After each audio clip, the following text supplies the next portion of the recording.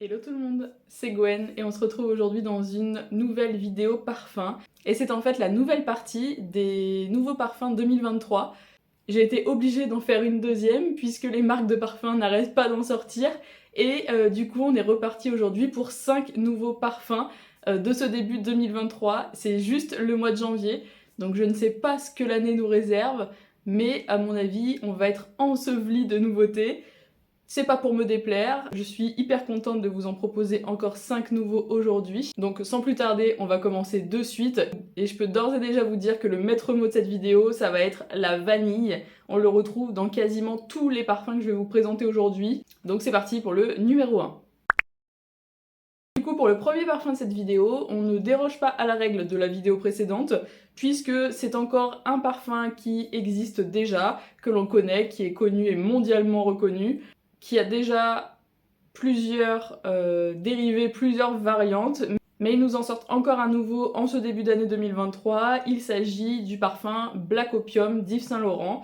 Et du coup, là, ce Black Opium, c'est Black Opium le parfum. C'est un parfum qui se veut encore plus intense que ses prédécesseurs. Il est dit pour celui-ci du coup que c'est un parfum à haute intensité qui se veut sexy et envoûtant. Et on va retrouver à l'intérieur des notes très très sympas. On va retrouver du coup dans ce parfum de la mandarine, de la poire, pour un côté fruité, sucré. On retrouve également une note de cannelle, donc on a ce côté épicé, ainsi que le café noir, qui est la note de base de tous les Black Opium. Donc là c'est vraiment ce qui va apporter l'intensité en fait du parfum. Et on retrouve également 4 vanilles différentes à l'intérieur de ce parfum, ainsi que du patchouli. Donc là, vous l'avez compris, comme à peu près tous les Black Opium, c'est un parfum qui est quand même assez puissant, avec des notes assez automnales, hivernales, des notes vraiment intenses, épicées, sucrées, voilà, qu'on aime porter en automne, en hiver. Je suis quand même intriguée, j'ai hâte de pouvoir aller le sentir et de voir et de voir la différence en fait avec un parfum qui a seulement de la vanille classique et un parfum qui là va avoir 4 vanilles différentes. Alors est-ce que ça change vraiment? J'irai sentir ça et je vous ferai un retour avec grand plaisir. Si vous l'avez déjà senti, que vous l'avez à la maison, n'hésitez pas à nous dire ça en commentaire. Et on passe une nouvelle fois sur un parfum hyper vanillé, puisque le deuxième de cette vidéo, c'est la nouveauté de chez Kayali, qui a pour nom Vanilla Royal Sugar.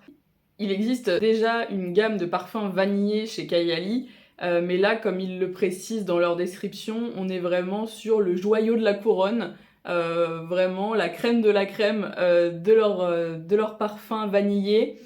On va être là sur un parfum de nouveau très puissant, très envoûtant. Il va être à la fois floral et oriental, puisque vous allez retrouver des notes d'orchidée, de jasmin. Vous allez avoir aussi des notes de rhum, c'est assez particulier, c'est la première fois que je vois cet accord dans des notes de parfum. Donc je suis assez intriguée aussi. Vous avez également bien évidemment la vanille qui prédomine pour ce parfum-là, de la tonka, donc on a un côté très épicé, de la rose, du cuir, on a aussi des accords de crème brûlée pour le côté sucré en plus de la vanille. Et on retrouve également du patchouli, du musc, de l'ambre et du oud. Donc là clairement, au vu des notes, on est sur un parfum vraiment de caractère. Encore une fois, pour celui-ci, je serais hyper curieuse de le sentir. Vraiment, toutes ces notes, je pense que ça peut vraiment créer quelque chose d'unique et de très très sympa. Donc clairement, si vous souhaitez un parfum qui sort de l'ordinaire, allez checker celui-ci. On passe ensuite au troisième de cette vidéo, et c'est une nouvelle fois un parfum qui existe déjà, mais c'est une nouvelle variante, et c'est un parfum que je porte depuis des années, que j'adore, j'adore, j'adore, et si vous avez suivi mes dernières vidéos, et notamment la vidéo sur ma collection de parfums, que je vous mets juste ici dans le petit, vous savez duquel je parle, il est juste derrière moi, c'est le Good Girl de Carolina Herrera. Donc celui-ci c'est vraiment le tout premier, c'est la version classique. Mais là, on va s'intéresser à sa nouveauté 2023 et c'est le Good Girl Blush. On est sur un flacon qui va être du coup, qui n'est plus du tout noir comme celui-ci, mais dans un joli rose. Et c'est ce que Carolina Herrera a voulu avec cette nouveauté, c'est réinterpréter le Good Girl de façon beaucoup plus délicate, plus douce également, plus sensuelle et plus romantique. Il est dit de ce parfum qu'il exprime le pouvoir de la féminité moderne. Au niveau des notes, on est sur de la bergamote, de la pivoine. On retrouve également l'amande, qui est la note de base qui est déjà présente dans le premier Good Girl. Mais là, elle n'est pas accompagnée de la fève tonka, on va plutôt avoir de la vanille, encore une fois, et de l'ylang-ylang. Et donc là, on est sur un parfum frais, fleuri, légèrement sucré avec l'amande et la vanille, mais je pense que c'est vraiment un parfum et une réinterprétation du Good Girl qu'on va pouvoir porter printemps-été, qui va être beaucoup plus frais que le classique que je porte moi uniquement en automne et en hiver.